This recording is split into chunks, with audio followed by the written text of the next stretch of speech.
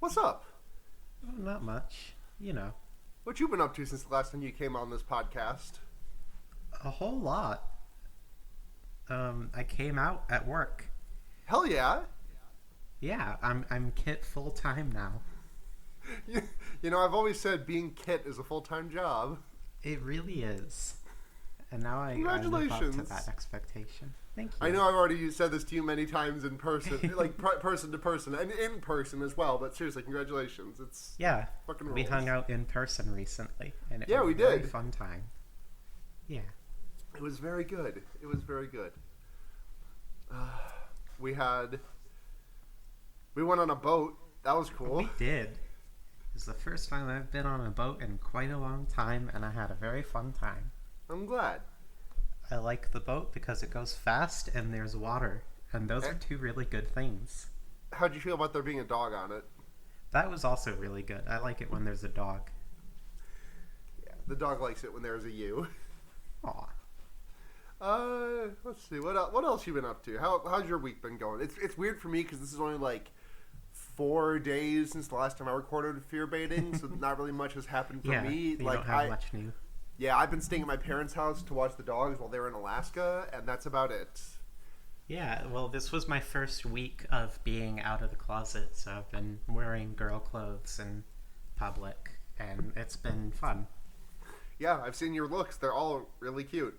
Yeah, if you want to check out my hot looks, you should look at my Twitter account at kit_spin. Go to 1-800-KIT-SEXY-OUTFIT.com. Yeah. That's my AD account now. 1-800-KIT-SEXY-OUTFIT.com. They made it so usernames can be longer. They did.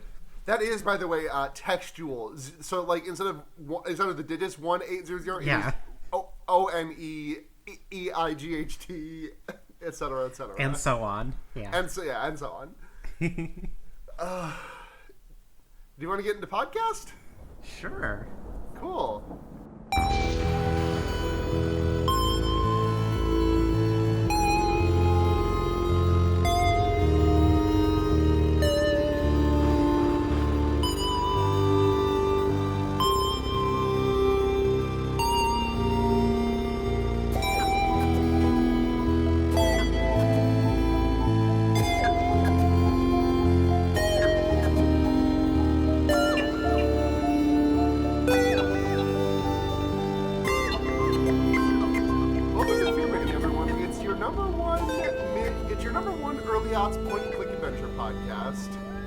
Yeah. I'm Sarah, and returning to join us is Kit of the show, Kit. It's me, Kit. I've been here a million times. And she's about to be here again. Yes. You know me, you love me. I hope. Otherwise, this is going to be a pretty bad episode. It's going to be a great episode. What did we watch? Everybody loved Kit. We watched Gregory Horror Show. Yeah, per my suggestion. Per your suggestion, we watched the horror show of Gregory. And also we need to talk about upcominghorrormovies.com, .biz, .site. Let's do that one first. There's not much on here, again, worth noting. The Lighthouse I'm very interested in because I want to see Robert Pattinson doing things, and it looks like a good movie.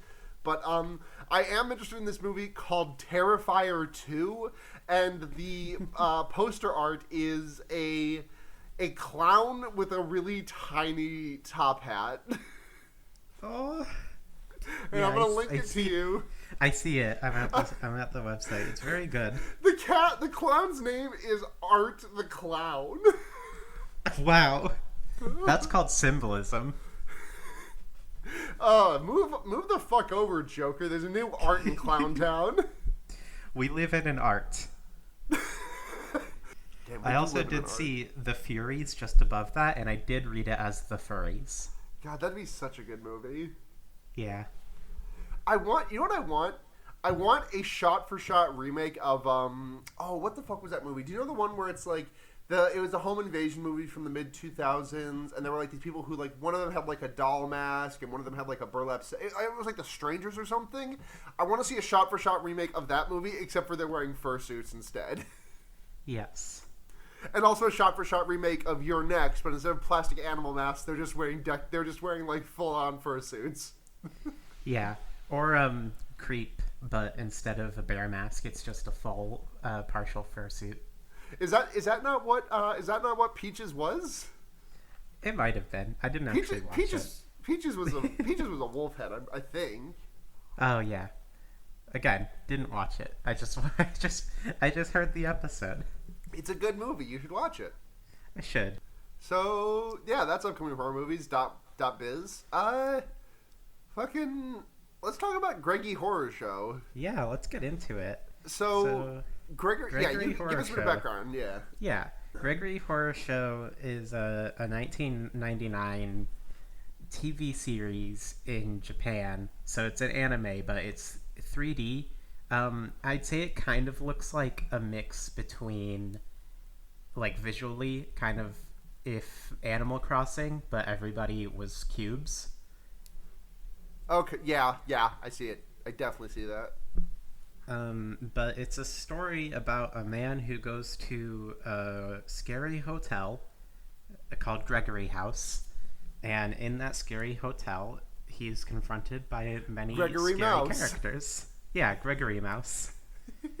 Well, Gregory Rat technically, but yeah. But yeah, and it's a bunch of like 2-minute episodes. Yes, they're all very short little vignettes. Yeah, usually focusing on like one interaction with a new character or maybe an old character. And sometimes the characters come back, like Judgment Boy. Yeah, Judgment Boy comes back a lot. Yeah, Judgment Boy is a key player in that series. And sometimes they don't come back, like that Safe. Yeah, the Safe only shows up once. There are a lot of characters that only show up once, like the toilet. Oh god, yeah, the toilet. Yeah, and the doll. And the cactus. And the spinning and the board game kid. Yeah, Roulette Boy. Roulette Boy, thank you. I don't know if that was actually his name, but that's what I call him. Oh yeah, I mean that makes sense. It is roulette. It's like he has like a the Game of Life spinner on his dome. Yeah. He's packing life. Yeah. But yeah, so the story, each individual episode is for probably the first half of the show is kind of its own thing, just a little vignette following your main character who's trapped in this hotel, interacting with a weird character that does something scary or funny or strange, and it usually has some kind of moral that is skewed and strange as well. So the first episode, Yeah, pull up an episode list for us. Yeah. So in the first episode, the guest arrives. He's nameless as far as I can tell. And it's worth noting the whole show is a second person perspective or like first person perspective story. So the character is like you never see their face except once, but except like you only do see them technically. once. Yeah. Yeah. I don't think that's a literal interpretation. So no, I think that's just like it just kind of goes hand in hand with like one of the first things that Gregory says to you or says to the protagonist, which is like fear and what's the other thing? He says like fear and something else are both like two sides of the same coin, like reflections and shit. Yeah. Yeah. The overarching theme of the show is that is kind of like entering a hell of your own creation in order to escape from the mundanity of life. Yeah. That's about it. Yeah. But like the basic story kind of is that the protagonist enters this house and Gregory sends him to his room, and he meets Neko Zombie, which is a cat person in the room next to yours that had all of his facial orifices sewn shut. For some reason, the way you phrased that is far more upsetting than you saying his eyes and mouth sewn shut. Yeah, well, it's all of them though. Every orifice. Oh, is his nose sewn shut too? Yeah, nose, mouth, ears, eyes, Oh shit! all of it. So Yeah. orifices. All the orifices. Orifices. Also, I just want to share. I'm on the Gregory Horror Show Wikia, and there is one comment on the Wikipedia page for Gregory the rat, and it's the comment is just my baby boy. Aw, my baby boy. Yeah. It's cute. Yeah, and then the episode after that is Lost Doll, where the character meets a little girl who's looking for a doll, and but it turns out she is the doll she's looking for. So it's a lot of little things like that where they're kind of like cheesy. Yeah, it's like little bite sized slices of horror. After we finished watching it, I opted to show Kit a more recent thing that reminded me of this, which was Yamishibai Japanese Ghost Stories. Which is sort of like there's also an overarching narrative, and it's a very different. It's definitely not. It's still anime, but like this, its art style is very different from traditional anime. Yeah, it's kind of like cutout drawings that are being moved around. Yeah, exactly. It's a lot scarier than this. Yes. It is a lot scarier than this, but it's like if you're looking for a contemporary of this, I think that feels similar to it. Yeah, that's a good take, I think. Because like the stuff in Gregory Horror Show is never really scary, but it is kind of uncomfortable. Yeah. In the next episode, the protagonist eats a bowl of soup that is made from people. By Hell Chef. Yeah, by Hell Chef. And the soup makes him go unconscious. And then you meet Catherine, who is like the horniest character ever. Yeah. I'm going to each character's Wikipedia page as you mentioned them. The Wikipedia page for Hell's Chef has the comment on it that just says, "I'm so evil." And yeah, Catherine is extremely horny. But you know what? Yeah. You know what? Love what you do, and you'll never work a day in your life. That's true. Yeah, Catherine's gimmick is that she's a nurse, and she really, really likes to take blood. Uh-huh. Like too much. Yep. And it's very, very orgasmic. Yeah. Like they are not being subtle at all with how. No, horny she is taking blood makes her. 100% busting. And also, the person who commented "my baby boy" on Gregory has commented "hello nurse" on Catherine's page. Yeah.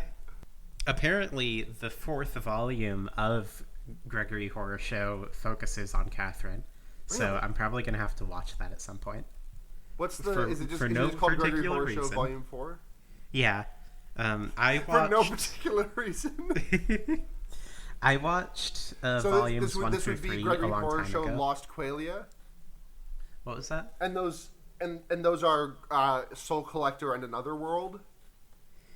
Soul Collector, I think, is... So Soul Collector was a game, I believe. I think it was a mobile game. And... Okay. But there are 4 volumes in the main series. The first was The Nightmare Begins, which is what we're talking about. The second was The Second Guest, which is pretty much the same as the first, but it follows a woman instead of a man. Uh-huh. The third, which is the last one that I watched, was The Last Train, which actually follows Gregory himself as the protagonist, and it doesn't have anything to do with the Gregory house. It takes place on a train. And it's similar like vignette styles, but it's Gregory interacting with these characters instead of a nameless protagonist. And it's not first person anymore. I remember really liking that one. And the 4th series is The Bloody Cart, which is presented as a side series on the DVDs, and it's a set of 12 stories that follows Catherine working in a mysterious hospital. So I'll definitely have to check that out. What's the next episode? So after we meet Catherine, we meet Mummy Dog and Mummy Papa. Yes, I love these two so much. They are very cute. So Mummy Dog and Mummy Papa are both dog characters that have Mummy Dog has a axe lodged in his skull, and Mummy Papa has a knife lodged in his skull. It's like a oh, what's the word? I just had it in my mind. Sitar? I don't think Something it's like that. no, Some kind of instrument. sword. Yeah. No. It's a curved sword that I can't remember what it's fucking called. It's gonna bother me. A curved Egyptian style sword. Yeah, curved that sword. We don't remember. Scimitar. The name of. Scimitar. I was close. That's definitely a scimitar, maybe a saber, but probably a scimitar. Yeah. And Mummy Papa has what is most likely a scimitar lodged in his head, and they're both constantly complaining about how they have such bad headaches, splitting headaches, because the axe and the scimitar are right in the middle of their heads because it's splitting. It's heads. Cute, and it's also a little sad. Yeah, but they seem fine. They got band-aids on. Yeah. Listen, Mummy it's just like how MUMMY. Yeah. By the way. It's just like how sometimes when you get shot, they have to leave the bullet in. Yeah. You know. But yeah, they're both completely unaware of the reason that they have headaches. They're just like, I always have a headache. Why? And then in the episode afterwards, we meet Judgment Boy. Yes. Do you know who I am? They call me Judgment Boy. Yeah, that's what he does. He floats around the hotel just singing that until he meets somebody that he is going to judge. And he just gives you some sort of ultimatum and asks you what you decide, and whatever your answer is, he looks into your heart and shows you what you would actually answer. And basically, like, he literally just judges you. Nothing happens. He just makes you feel bad. Yeah. It's kind of hilarious. He just kind of gives you a would you rather, and no matter what and most of the time when you say I would do this thing, he says, I checked the test results show that was a lie. Yeah, I checked your receipts. It turns out you're problematic. That's what Judgment Boy does. Judgment Boy stole all my Pepsi and called me a bitch. Yeah. I mean, I am, but... That's true. And after that, we meet the Cactus Gunman, who is another one-off character, like Mummy Dog and I think Hell's Chef. No, Hell's Chef shows up more than once, but also like Lost Doll, who also only shows up once. Cactus Gunman just like shows up in your room and challenges you to a duel, basically implying that he knows who you are. And that, like, this is a long time coming, even though you've never met him before. And then he tries to shoot you. But he shoots Gregory instead. Yeah. But the dilemma is, like, are you willing to kill somebody or are you willing to die just because you can't find a reason to fight because this person is attacking you for no reason? And the answer is kind of an obvious yes, because, like, if you're being attacked by somebody, it doesn't really matter what the reason is. You defend yourself. Yeah.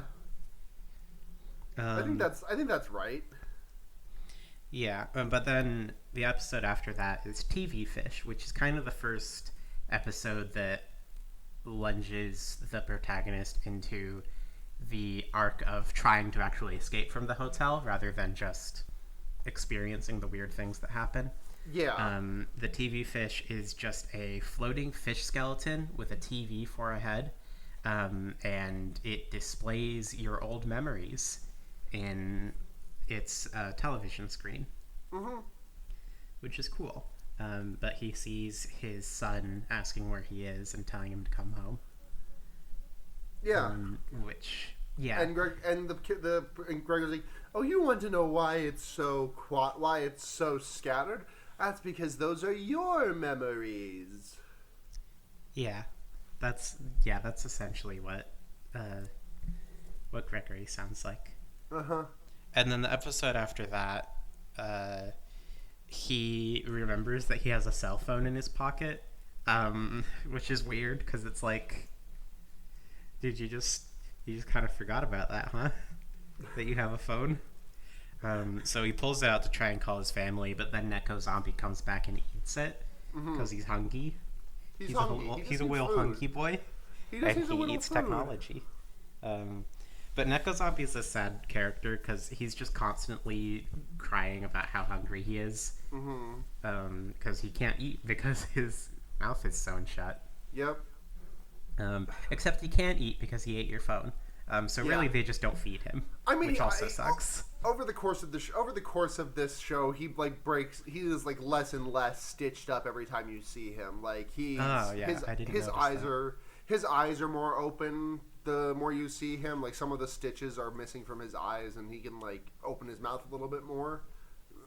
Yeah. So it's ambiguous. Yeah. Later on, the protagonist meets the Clockmaster and his son, who they point out that you have a warp, which I guess is just like a paradox or something in your timeline or whatever. They're vague about it, and he offers to help him fix it by throwing him back in time, but he can only put him back in time far enough to bring him back to the beginning of when he enters the hotel. Yeah. So it kind of stays a self-contained thing, but it is just another indicator of his efforts to try and escape. But they consistently refer to the protagonist as saying that his life is hell and that he is already in hell. They use the word hell a lot in that episode. Yeah, they do, huh? They really hammer it in. But yeah, skipping ahead a little bit, there is an episode where the protagonist finds himself on a roller coaster with Gregory, but the roller coaster just kind of cuts off. So he falls into a bottomless pit while Gregory has a parachute on and escapes. In that episode is when they introduce kind of the idea of lost souls.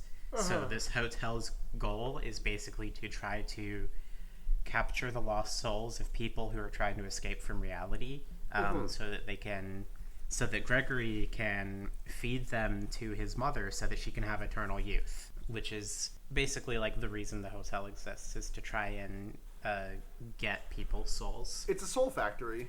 Yeah.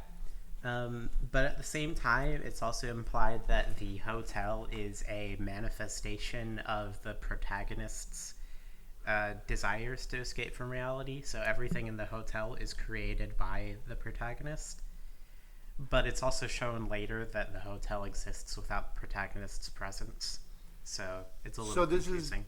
This is basically The Shining, then? Not really, because I think like the hotel in The Shining exists.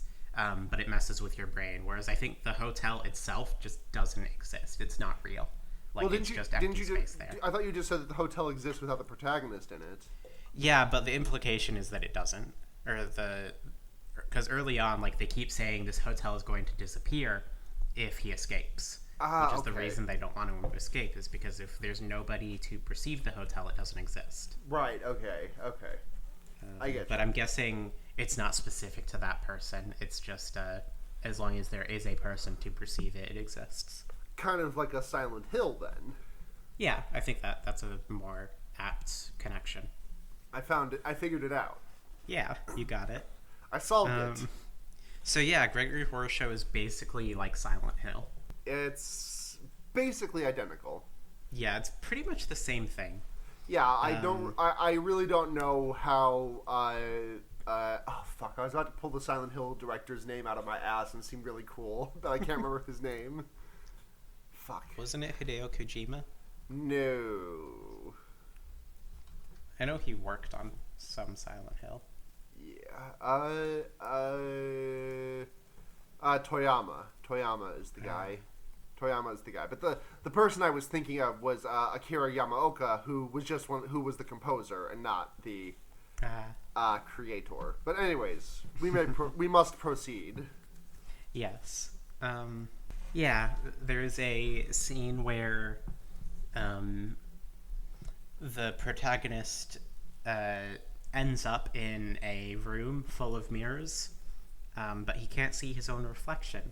But there's a character called the Mirror of Truth that tells him, if you look into me, I'll show you what you really are. And when he does that, he looks into the mirror and he sees Gregory, and he's like, oh no, that's not me. But it is. So I don't know if that's like... Yeah, that's the thing that makes me think, like, this is implying that Gregory is a part of the protagonist. Like, they are one and the same. Yeah, I think that's correct. Yeah, but then later on, like, after he leaves the hotel and he doesn't... after he leaves the hotel, like, the place still exists in the later seasons. Like, the second guest shows up, and the first guest isn't part of it. But I guess that's because the first guest's soul gets eaten. Spoilers. Because, skipping ahead more, the protagonist does escape. He goes home, and there's an episode basically showing him living his mundane life in black and white, and repetition of his wife and his son,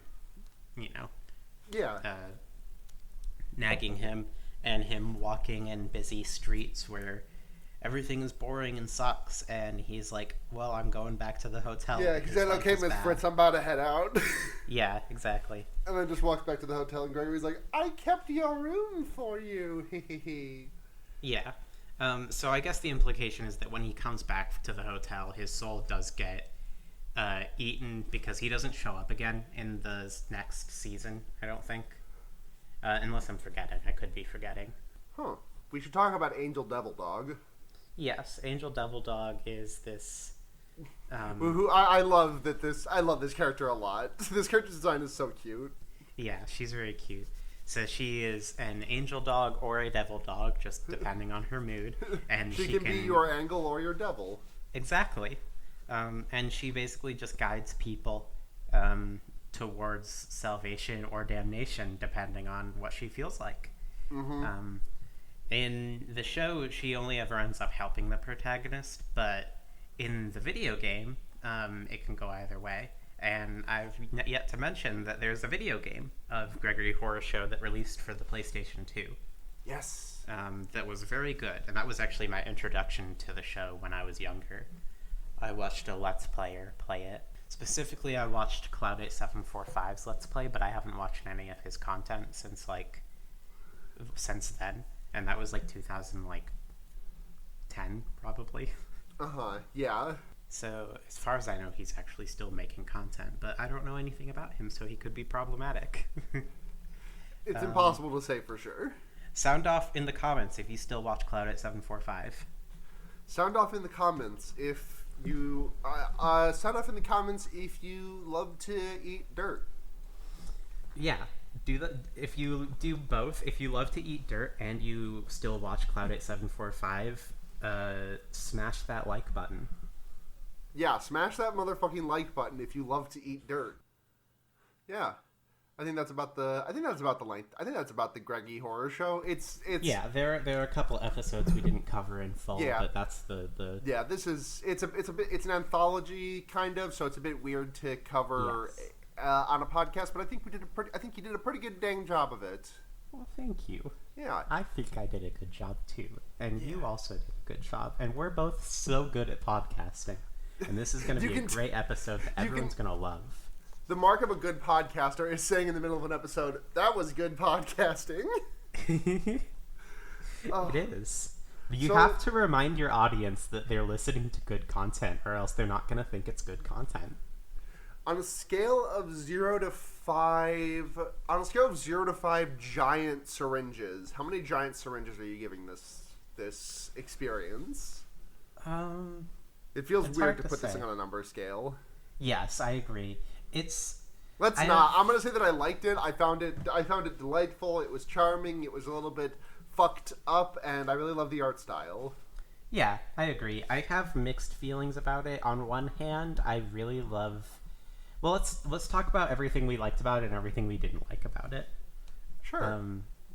The character design, I think, is probably the best part. Yeah, absolutely.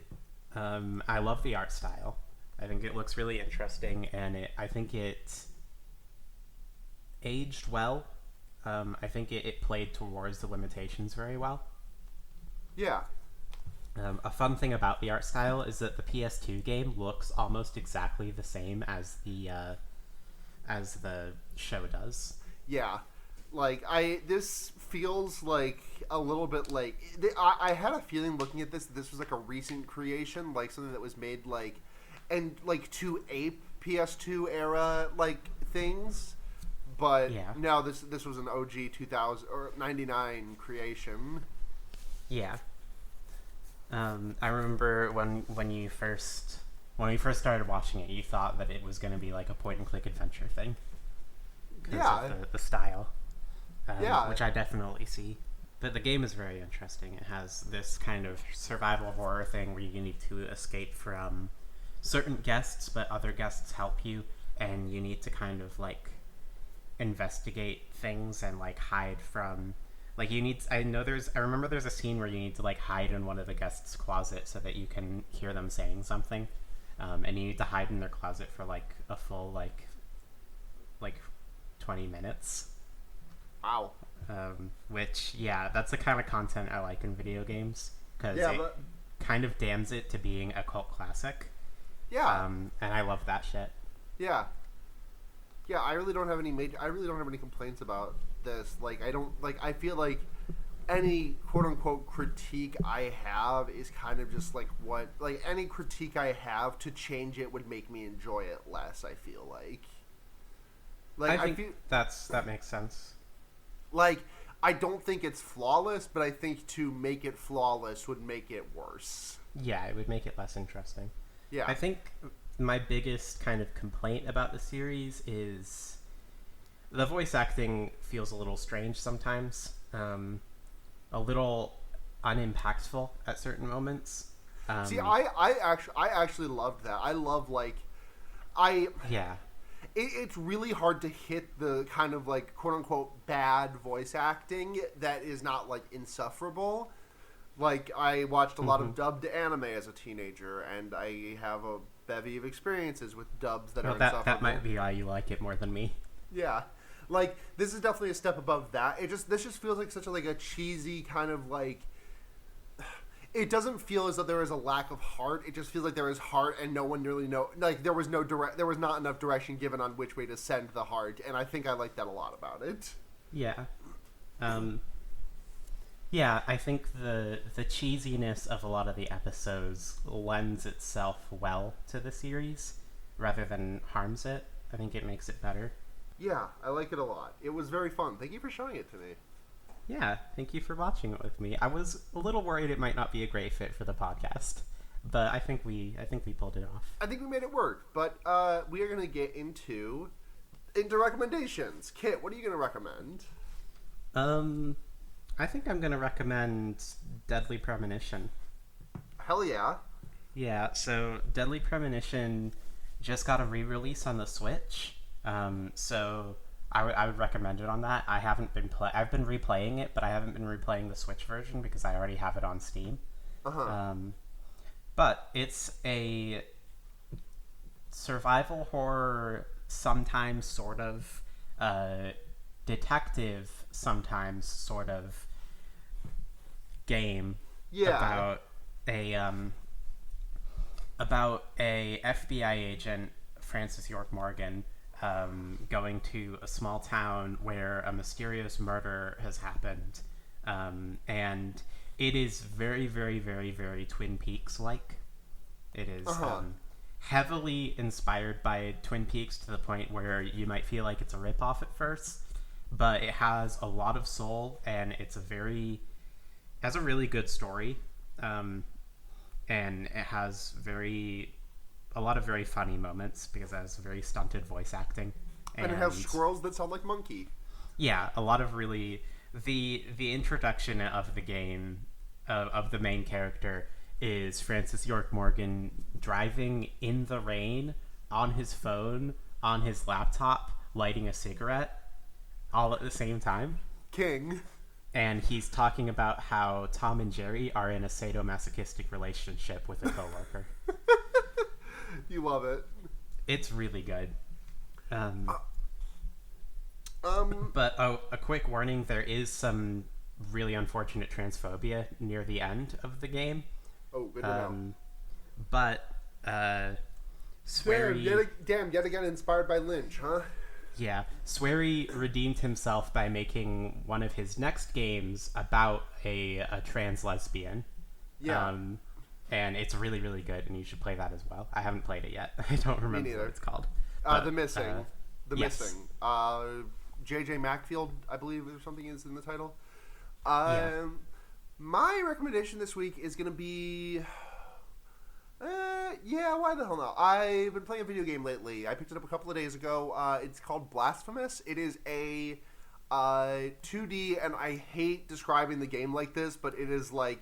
I feel like the game started with these two words written on a chalkboard, and the words were Dark Souls Metroidvania, which I mean that kind of is what it is, and that's definitely reductive because it does feel like more than just the sum of its parts. But the thing that really stands out to me, it has extremely intricate pixel graphics. I'm thinking imagine late KOF, I'm talking about a King of Fighters 12-13 level of sprite depth, before they made the jump to 3D, and it's that, and it's also extremely graphic, Roman Catholic, fucking 1600s Catholicism imagery, and it fucking rules. Yeah. It's the feel of everything in that game is so bleak and dreadful, and the all the religious iconography, it just bleeds into all of that game, and it's really, really fucking cool. I have a couple of issues with the gameplay, but they haven't been enough to stop me from keeping going on. And I think it's a really fun experience that I'm really excited to go back to. So yeah, Blasphemous. It's out on everything. Yeah, it's definitely a game I'd like to check out at some point. Yeah. Once I'm feeling more up to playing games lately. Yeah, sometimes video games are no. Yeah, I've been trying to play the Celeste DLC, and it's just every time I get to a new screen, I'm just oh god. When's the last time you played Celeste before the DLC? It's been a long time. I think I need to replay it from the beginning. Yeah. I haven't played it since I beat it after it came out, so... Yeah. Did you beat the B-sides as well? I beat all of the B-sides. I beat the first C-side. I think maybe the first two C-sides. That's kind of where I gave up. Yeah. Yeah, I think it would, at the very least, I think it would behoove you to go back and run the first couple of B-sides again before getting back into it. I don't think you need to start from the jump, because replaying the first I mean, the A side of that game is not very difficult. I think that game is a little bit that's a little bit reductive. The first part of that game is difficult, but it's a very it's a very riding a bike game, where I feel the A side of that game you can play and just kind of get through if you've done it before. But the B side, the thing is, I feel that way about getting over it with Bennett Foddy. Yeah. Bennett Foddy, that game is really easy once you've beaten it 50 times. I mean, I guess I shouldn't talk because I am literally a Celeste speedrunner, but I digress. Yeah. This is a gaming podcast now. This is a gamers podcast. Kit, thank you so much for coming on the podcast again. Thank you for having me. It's always a pleasure. As always, yeah, it's always a pleasure too. If you would like to support this podcast, patreon.com/fearofbaiting is where you can do it. $1 is where we support toss us $1 a month, help us support the podcast. We're kind of working on bonus stuff. I know we've said early access to episodes in the past, but we haven't really been able to deliver on that, so I apologize. Where we are working on one or two things that may be Patreon exclusive, but I don't want to say anything more while that iron is still in the fire, I guess. And then $5 a month you get a message right on the podcast. If you want to send those in, you can just send it to wherever the fuck. We're fear baiting everywhere, on Twitter, Tumblr, Patreon, wherever. $10 a month gets your name right, and also you get to make us watch a movie. So thank you very much to Michael Kaiser, Paul Moran, Kit Spindler, Paul Bechtel, and Ducky Aisha. It's Kit. Kit's here. Hi. Kit, I'd like to thank you for giving us your money. You're welcome. Your the picture that you have on your Patreon is so very good. Well, thank you. I'm very good at profile pictures. Yeah, very good at finding pictures of cats to use as profile pictures. Yeah. All of my profile pictures are of cats. Yeah, they're great. Thank you very much to Blair for editing the podcast and Seda for providing the music. We do have Schlocktober coming up in a couple of weeks, so keep your eyes tuned to this feed. We will be streaming the movies on the Friday or Saturday before the Monday, which the episode will release on. And, we'll be having a good time with it. And if you want to find me, I am on Twitter at SunhatZhenya, SunhatZhenya. And thank you very much. And thank you very much to the Noisepace.xyz network for hosting this podcast and the other podcasts of mine that you can find me on, such as The Wonder Years, which I do with the aforementioned Blair and Seda, and Henry Kissinger's Pokemon Going to Die, which is the Leftist podcast by, for, and of the Terminally Online. That was a fucked up plug segment. So, Kit, where can people find you? You can find me on Twitter. What's your Twitter? My Twitter is @kit_spin. Epic. Yeah. All right. Well, thanks for coming on, Kit. We'll see. Everyone else, thanks for listening. We'll see you next week. Thank you. I love you. I love you. But until next week, I'm Sarah. I'm Kit. And remember, you can put a fucked up guy anywhere. Good night, everyone.